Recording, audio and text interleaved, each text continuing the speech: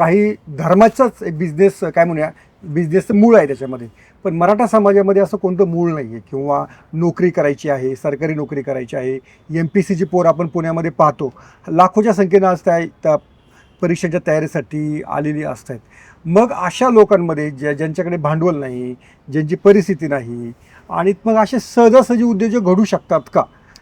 मी आता म्हणजे तुम्ही इतक्या मोठ्या प्रमाणात काम करता की असं उद्योजकतेमुळेच ह्या सगळ्या मुलांना नवीन प्रेरणा मिळेल असं तुम्हाला वाटू शकतं का? हा खरं माझा प्रश्न आहे. निश्चितच काय मी तुम्हाला सांगतो की शिक्षण पूर्ण झालं की नोकरी हाच पर्याय राहतो. नोकरी म्हणजे नुसती नोकरी नसती, तो अनुभव असतो आणि ते 5-6 वर्ष घेतलंच पाहिजे.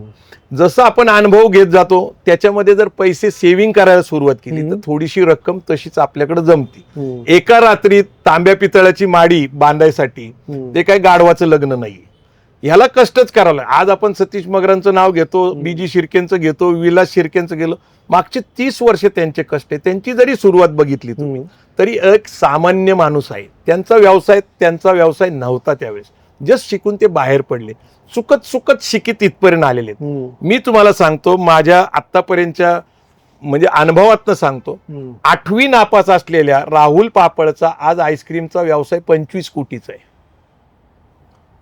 दादासाहेब आणि नानासाहेब हे 2 बंधू सांगोल्याचे, अगदी नावच ते येत, यांचा व्यवसाय 7वी आणि 12वी शिक्षण असताना सुद्धा गुजरातमध्ये फॅक्टरी आहे त्यांची, पेस्टिसाइड आणि फर्टिलायझरची फॅक्टरी आहे.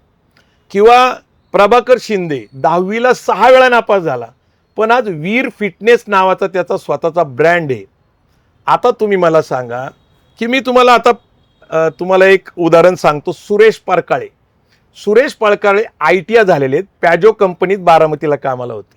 आज त्यांची फर्निचरची फॅक्टरी आहे आणि फर्निचरच्या फॅक्टरीमध्ये ते अशा प्रकारचं काम करतात की तुम्हाला चायना, इंडोनेशिया, बाली, परदेशातनं जे फर्निचर आणावं लागतं ते त्याच्यापेक्षा चांगल्या दर्जाचं इथं स्वस्तात देतात.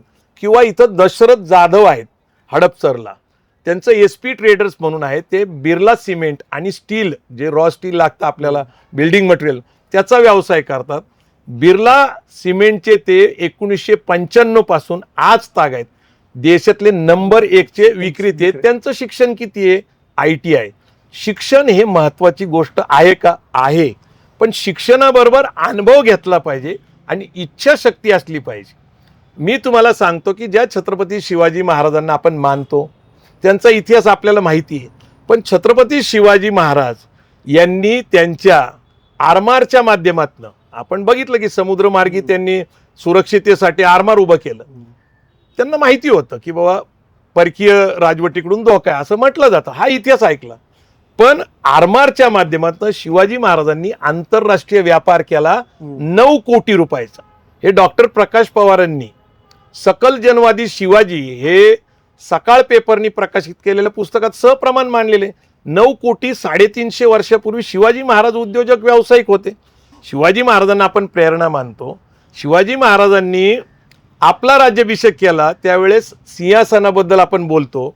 सिंहासन हे शिवाजी महाराजांचं होतं, 2 सिंह बाजूला होते, आणि मयुरासन हे दिल्लीचं होतं, तिथं मोराचं चित्र होतं.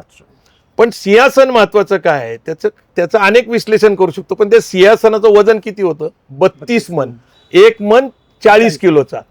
आज जर तुम्ही सिंहासनाचं वजन आणि त्या सोन्याला तोललं तर तुमच्या लक्षात येईल की 2,500 कोटी रुपयापेक्षा जास्त महाग असलेलं सिंहासन आमच्या राजाचं होतं. हे शक्य होऊ शकतं का? तर शिवाजी महाराजांचा जो त्या काळचा व्यापार होता, त्यांनी अनेक शेतकऱ्यांना हे केलं, अनेक गोष्टी केलेल्या आहेत. त्यांच्याच काळामध्ये पोर्चुगीज, डच, फ्रेंच आणि ब्रिटिश 4 परकीय लोक या देशात व्यापार करत होते. शिवाजी महाराजांसमोर जसं मराठ्यांना लढवया क्षत्रिय समाज करायची इच्छा होती, तसंच समाज उद्योजक व्यावसायिक झाला पाहिजे याची इच्छा होती. तुम्ही सयाजीराव गायकवाडांचं बघा. सयाजीराव गायकवाडांनी पहिल्यांदा जमशेदजी टाटांनी आपलं स्टीलची फॅक्टरी टाकायचा निर्णय घेतला.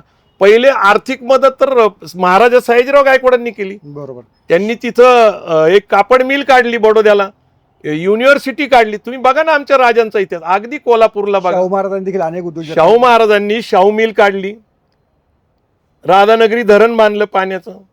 त्याच्यानंतर राजारामपुरी नावाची बाजारपेठ, जयसिंगपूर नावाची बाजारपेठ, हळदीचा व्यापार आंतरराष्ट्रीय झाला पाहिजे त्यासाठी त्यांनी प्रयत्न केला. आमच्या तुम्ही राजांकडे जर तुम्ही बघितलं प्रेरणा म्हणून, तर ते उद्योजकतेला, व्यावसायिकतेला प्रोत्साहन देणारच होते. सोशल मीडियाच्या भाऊ गर्दीत विश्वासार्हतेने चकाकणारे नाव म्हणजे लेट्सअप मराठी.